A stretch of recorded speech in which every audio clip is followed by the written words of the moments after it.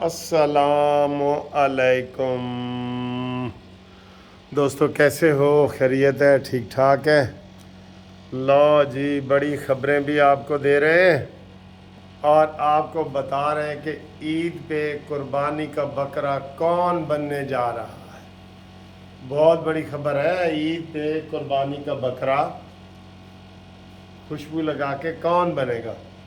لو جی، آپ کو بتا دیں کہ فوج، سیدھی سیدھی بات، اور عدلیہ آمنے سامنے، ایسے آمنے سامنے، یہ کوئی طریقہ ہے؟ اور عطا بندیال اس میں تمہاری شکست ہی شکست ہے۔ کیسے؟ بھئی تمہارے بینچ کو تو قاضی فائز عیسیٰ نہیں مان رہا، تمہارے بینچ کو تو سردار طارق مسعود جسٹس نہیں مان رہا، تمہارے بینچ کو منصف عوان نہیں مان رہا، قانونی ٹی وی نہیں مان رہا، پورا پاکستان نہیں مان رہا۔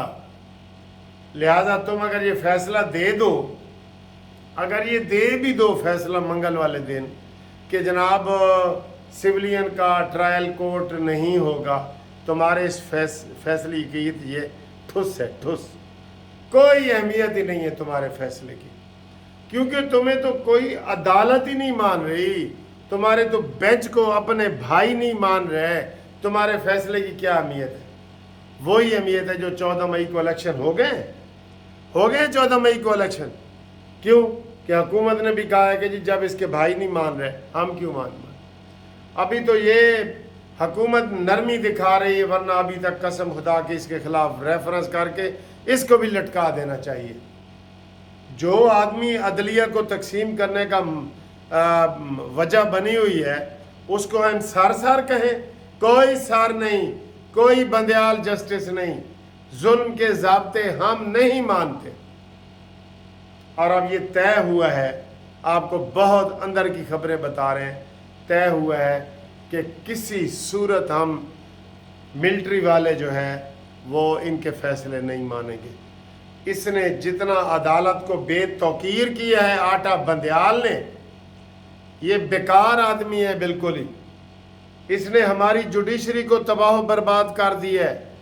یہ مولوی تمیز الدین والے کیس سے لے کے تو اب یہ جو کھوسا کیس اور اعتزاز حسن کیس ہے، اس میں بھی اس نے ثابت کر دی ہے کہ جناب ہاں، مجھ سے بڑا نالائق چیف جسٹس کوئی نہیں ہے، اور میں اپنے ساتھیوں سمیت کسی کو بھی اپنے ساتھ لے کے نہیں چل سکتا۔ یہ اس نے کر دی ہے، اس نے حد کر دی ہے، عدلیہ کے اندر اتنی پھوٹ ڈال دی ہے، وکلاء کے اندر ڈال دی ہے، مانیمنٹل کے کہنے پہ۔ اس کو ذرا احساس نہیں ہے کہ جناب میں یہ کیا کرنے جا رہا ہوں۔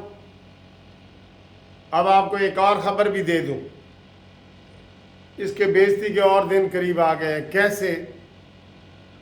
وزیر داخلہ کو، داخلہ جو ہے نا، اس کو بھی نوٹس اس نے جاری کیے، نوٹس، ٹھیک ہے، یہ والا اینگل ٹھیک ہے، یہ والا اینگل ٹھیک ہے، یہ والا اس نے اس کو نوٹس جاری کیا ہے کہ اپنا وکیل پیش کرو۔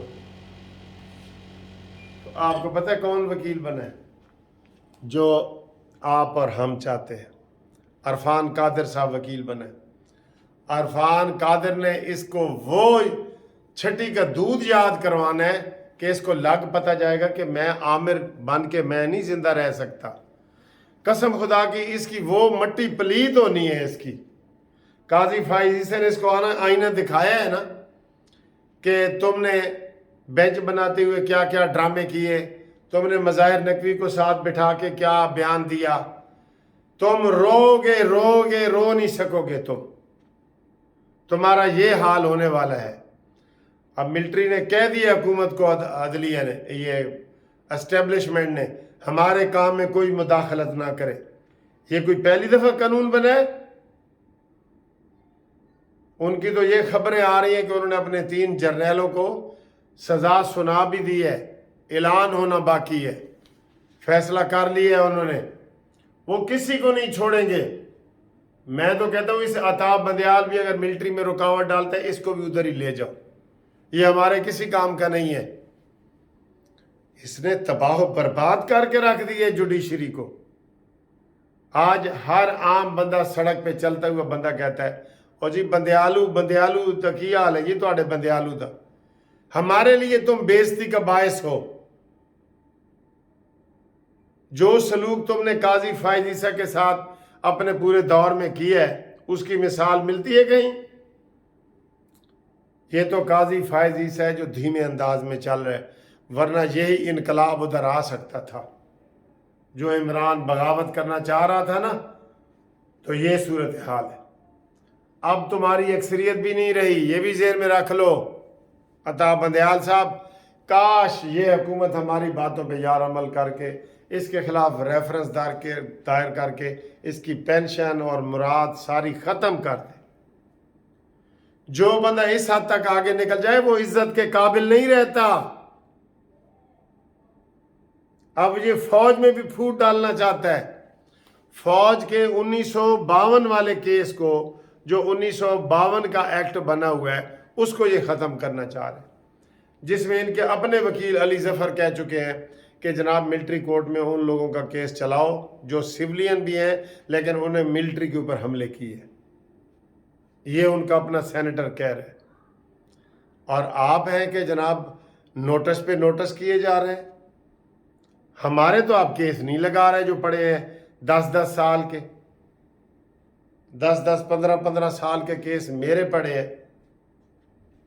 23 سال ہو گئے ہیں مجھے، 22 سال ہو گئے مجھے سپریم کورٹ کی وکالت کرتے ہوئے، ہمارے کیس ادھر پڑے ہیں۔ آپ کو صرف عمران کے کیس نظر آتے ہیں، آپ کو صرف عمران کے کیس نظر آتے ہیں۔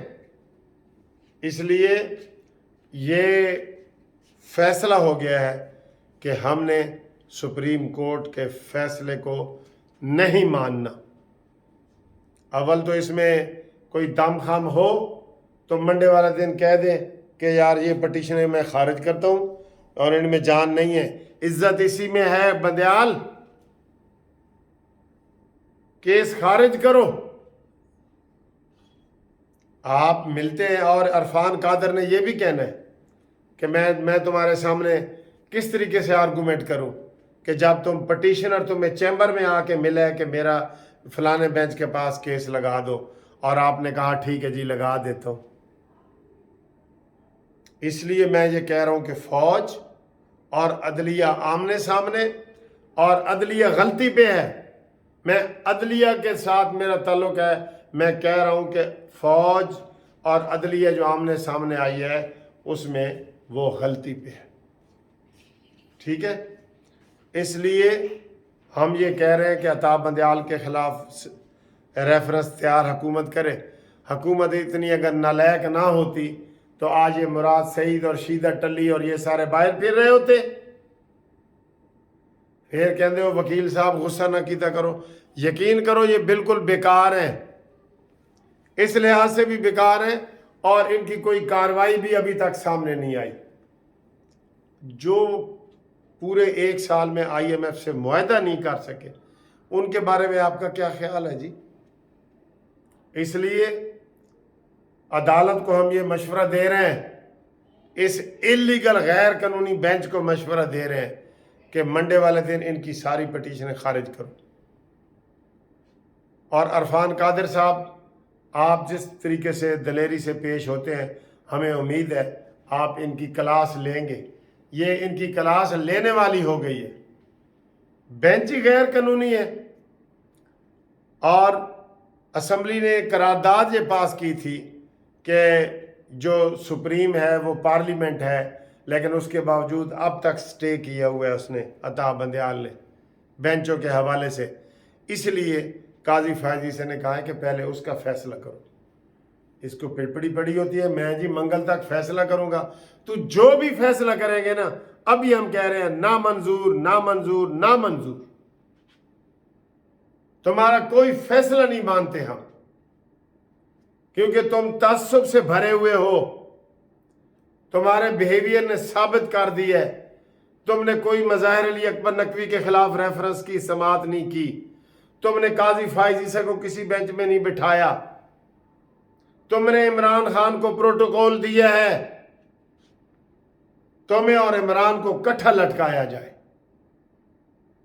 یہ اسے کہ اتنے جرم بن چکے ہیں۔ تو دوستو امید ہے آپ اس ویڈیو کو آگے کریں گے اور سبسکرائب کریں گے چینل. اور ہفتے کی رات ہے، میں آپ کے لیے جاگ رہا ہوں. انشاءاللہ اگلی ویڈیو میں ملاقات ہوتی ہے. ٹھیک ہے.